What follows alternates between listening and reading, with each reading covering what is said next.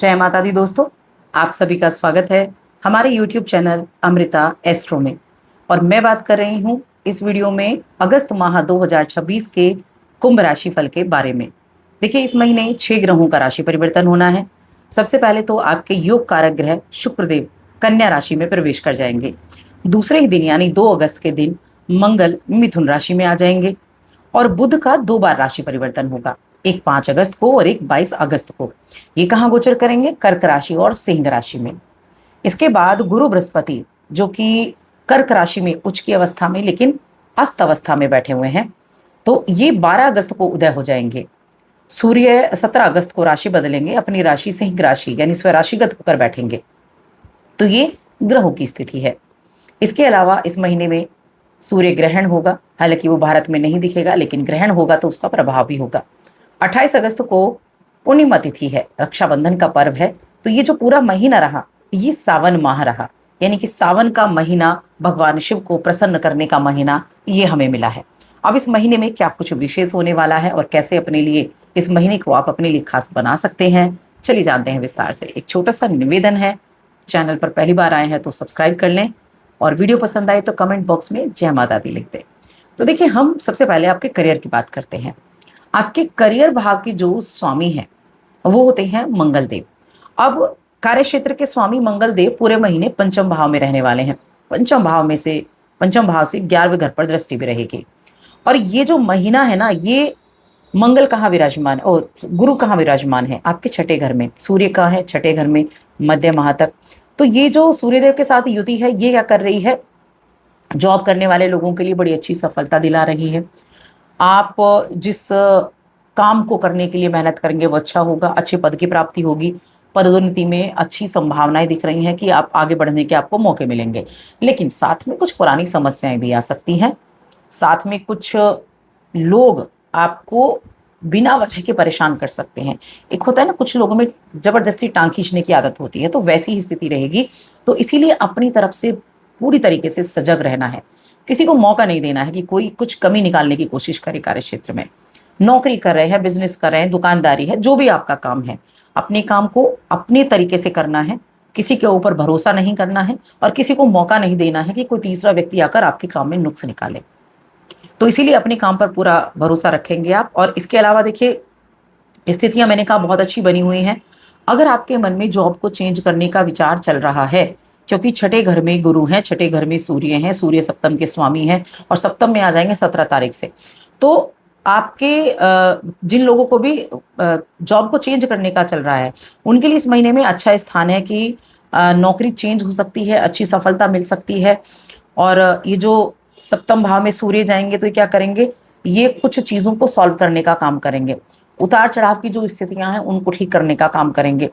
हालांकि शनि की स्थिति बहुत मैटर करती है। शनि वक्री है आपके दूसरे घर में, लेकिन शनि का दूसरे घर में वक्री होना भी कुछ चीज़ों में राहत देगा। आपके थॉट प्रोसेस अच्छा होगा। आप बिजनेस करने वाले लोगों को पेशेंस के साथ काम करेंगे तो आपको आगे बढ़ने के मौके भी मिलेंगे। लेकिन हाँ, कानूनी गतिविधियों से दूर रहना है, सावधानियां रखनी है। अगर आपको लगता है कि किसी तरह से आप ऐसी चीज़ों में फंस सकते हैं तो मैं कहूँगी सावधानी रखें। किसी के काम में अड़ंगा ना अड़ाएं, किसी के बीच में जबरदस्ती ना जाएं। एक विवाद किसी का हो रहा है और आप चले गए, फंस आप गए, तो ये आपको नहीं करना है। इस चीज़ का ध्यान रखना है। अब हम देखें फाइनेंशियली देखा जाए तो देखिए, आमदनी आएगी, पैसा आपके पास आ रहा है, लेकिन साथ में खर्चे भी दिख रहे हैं। महीने की शुरुआत में 12वें घर को सूर्य देख रहे हैं और गुरु भी देख रहे हैं, तो खर्चा शुभ चीज़ों में होगा। दिनचर्या में कुछ खर्चे दिखाई देंगे आपको। और मंगल की दृष्टि भी 12वें घर पर जा रही है, तो ये क्या है, कठिन मेहनत करनी पड़ेगी लेकिन धन आएगा। मंगल ना आपकी आमदनी को बढ़ाने का काम कर रहे हैं। मंगल 11वें घर पर और 12वें घर पर दोनों पर दृष्टि डाल रहे हैं, तो विदेश से लाभ की प्राप्ति, इनकम के कई सोर्सेज बन सकते हैं। कोई फ्रीलांसिंग का काम करते हैं उससे आपको अच्छा रिजल्ट मिल सकता है। आप खर्चे जो बढ़ेंगे उनको थोड़ा कम करने का प्रयास मंगल करवा सकते हैं, लेकिन थोड़ा आपको ध्यान देना होगा थोड़ा, क्योंकि अष्टम में कौन जाने वाले हैं? शुक्र जाने वाले हैं। नवम के स्वामी, चौथे घर के स्वामी अष्टम में गए हैं, तो ये भी थोड़ा सा खर्चा बढ़ा सकते हैं।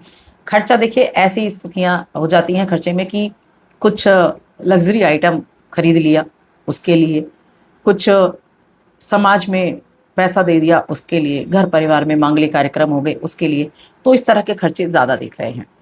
प्रेम जीवन, वैवाहिक जीवन की बात करें तो पंचम के स्वामी होते हैं बुध, लेकिन मंगल बैठे हैं पंचम भाव में।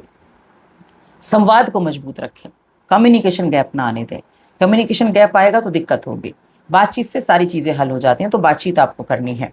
और मंगल देखिए पंचम में बैठा है ना, तो थोड़ा उग्रता बढ़ा सकते हैं, उग्र स्वभाव कर सकते हैं, तो थोड़ा पेशेंस बनाकर रखना बहुत जरूरी है। अब 22 तारीख को बुध भी जो है सप्तम में आ जाएंगे, सूर्य भी 17 तारीख को सप्तम में आ जाएंगे। तो आपको क्या करना है, विवाह के बारे में विचार विमर्श करना है। विवाहित हैं तो मिला जुला प्रभाव रहेगा। सप्तम भाव में केतु भी हैं, थोड़ा सा गलत फहमियों को बढ़ा सकते हैं। देखिए सूर्य अपनी राशि में तो है, मंगल पंचम में है, और ये जो स्थितियां हैं, सूर्य जो है ना वो प्रेम के कारक नहीं है, विवाह के कारक नहीं है, लेकिन क्योंकि अपनी राशि में है तो कोशिश करने से चीजें संभलेंगी। तो थोड़ा ध्यान रखना है। लड़ाई झगड़े को जितना बढ़ाएंगे, कम्युनिकेशन गैप जितना करेंगे, मैं बार बार कम्युनिकेशन की बात कर रही हूँ, उतना ज्यादा दिक्कतें होंगी। जो बुध देव हैं वो आपकी छठे और सातवें में रहेंगे, मध्य माह के बाद वो भी सातवें में आ जाएंगे। तो अपने वाणी पर ज्यादा कंट्रोल करना है, कम्युनिकेशन ज्यादा अच्छे से रखना है, बुद्धि का ज्यादा प्रयोग करना है, ये आपको देखना होगा।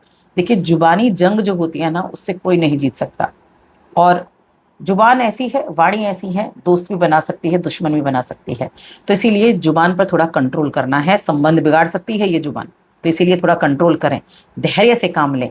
मैं आपके लिए एक लाइन में ये कह सकती हूँ कि जितना पेशेंस रख लिया, ध्यान से काम कर लिया, माइंडफुली काम कर लिया, हर एक चीज में अच्छे रिजल्ट मिल जाएंगे। ठीक है, तो ये देखना है आपको। पारिवारिक जीवन की बात करें तो पारिवारिक जीवन में शनि तो बैठे हुए हैं आपके दूसरे घर में, कुटुंब का भाव है। अष्टम में जाके शुक्र बैठ गए हैं। थोड़ी उतार चढ़ाव की स्थिति रहेगी, थोड़ा अनुशासन में कमी रहेगी, लेकिन कहते हैं ना कि खींचतान होते हुए भी परिवार कहीं ना कहीं एक जगह सिमट जाता है। तो वैसी स्थितियां हैं कि चीजें बिखरेंगी लेकिन फिर सिमट जाएंगी। कोशिश करने से चीजें इकट्ठी होंगी, मजबूत हो जाएंगी, पारिवारिक स्थिति मजबूत हो जाएगी, भाई बहन के साथ रिश्ते अच्छे हो जाएंगे, उनका योगदान भी रहेगा। और पिता को अगर स्वास्थ्य संबंधी दिक्कतें थी तो उसमें राहत देखने को मिलेगी, तो वहाँ अच्छी चीजें होगी। स्टूडेंट्स के लिए देख लेते हैं, स्वास्थ्य के लिए देख लेते हैं। स्टूडेंट्स के लिए मैं कहूँगी, जो इस राशि के स्टूडेंट हैं उनके लिए इस महीने में अच्छा भी दिखाई दे रहा है कि कुछ चीज़ों के लिए तो बहुत अच्छा है। पंचम में मंगल बैठे हैं, जहाँ एक तरफ ही आपको एफर्ट करने के लिए कहते हैं कि हाँ एफर्ट आपको अच्छा होगा, वहीं पंचम के स्वामी छठे और सातवें में हैं, तो कंपटीशन के द्वारा भी अच्छे रिजल्ट प्राप्त हो सकते हैं। तो ये महीना ठीक ठाक रहेगा, कोशिश करेंगे तो अच्छी कामयाबी आपको मिल सकती है। हेल्थ की देख लेते हैं। हेल्थ के मामले में पंचम में बैठे हुए हैं कौन, मंगल देव, तो थोड़ा सा समस्याएं दिख रही हैं, पेट खराब, बदहजमी, गैस, अपच, ये चीज़ें हो जाएंगी, तो ध्यान देना है। बाहर की खाने पीने की चीज़ों को अवॉइड करना है। मौसमी बीमारियां हो सकती हैं, थोड़ा एक्सरसाइज करें, थोड़ा मेडिटेशन करें, थोड़ा सा खाने पीने की चीज़ों पर कंट्रोल करेंगे तो चीज़ें बेहतर होती हुई दिखाई देंगी। वैसे 17 तारीख के बाद फिर भी मैं कहूँगी चीज़ें जो हैं वो बेहतर दिखेंगी आपको। जो कुछ समस्याएं भी थी तो उसमें भी राहत आपको देखने को मिलेगी। अब उपाय क्या करने हैं? पहला उपाय, भगवान शिव की आराधना, शिवलिंग का जलाभिषेक और महामृत्युंजय मंत्र का जाप। शनिवार के दिन शनि चालीसा का पाठ करना है और किसी ज़रूरतमंद की शनिवार के दिन ही सहायता करनी है। ये आप उपाय कर सकते हैं। तो बस आज की इस वीडियो में इतना ही। वीडियो कैसी लगी कमेंट करके बताएं। जय माता दी।